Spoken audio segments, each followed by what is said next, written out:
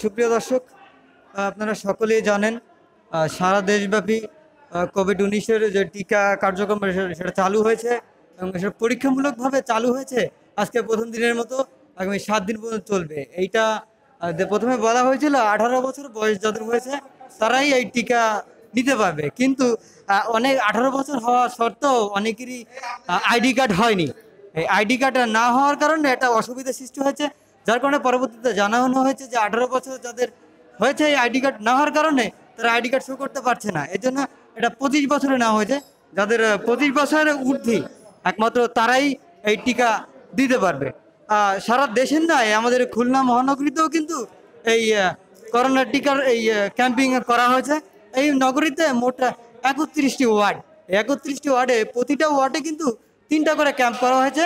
এর ভিতরে এখন আমি দাঁড়িয়ে আছি খুলনা মহানগরীর ১১ নং ওয়ার্ডে। এই ওয়ার্ডেও কিন্তু ৩টা ক্যাম্প করা হয়েছে এবং খুলনা মহানগরীতে মোট ৯৩টি ক্যাম্প করা হয়েছে এবং এই ক্যাম্পের দায়িত্ব আছে এই অত্র এলাকার মানে ১১ নং ওয়ার্ডের আওয়ামী লীগের সাধারণ সম্পাদক সরদার আলী আহমেদ। এখন আমরা এই বিষয়ে তার সাথে কথা বলবো।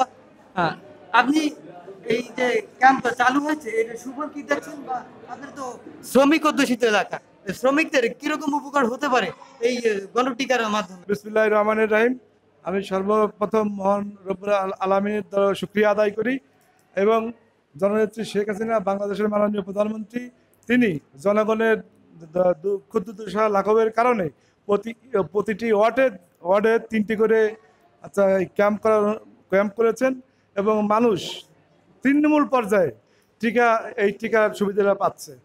তো আমার শিল্প অঞ্চল খালিশপুরের আমার এই 5তলা কলোনি এবং নিউ কলোনি পুরো ওয়ার্ডে যেহেতু অনেক লোক দরিদ্র সীমার নিচে বাস করে, এরা বিভিন্ন জায়গায় যে টিকা দিতে পারে না।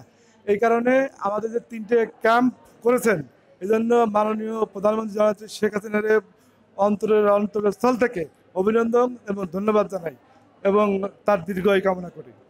সরদার আলী আহমেদ, আপনাকে অসংখ্য ধন্যবাদ। সুপ্রিয় দর্শক, এই মুহূর্তে আপনাকে দেখানোর চেষ্টা করবো এখানে যে টিকা কার্যক্রম চলছে তার কিছুটা ভিতরে যেতে পারবো, বাইরে থেকে দেখানোর চেষ্টা করবো যে ভিতরে আমাদের টিকা কার্যক্রম খুব সুষ্ঠুভাবেই চলছে। দেখছেন।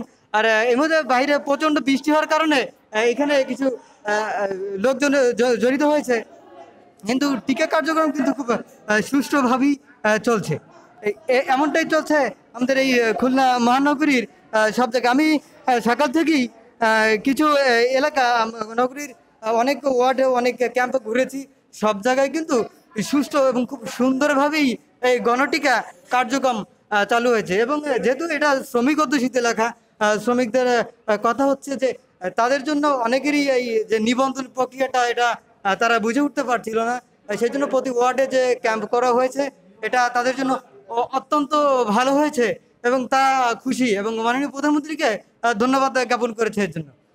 এই ছিল খুলনা মহানগরী থেকে আমার কাছে সর্বশেষ সাব্বির ফকির, খালিশপুর, খুলনা।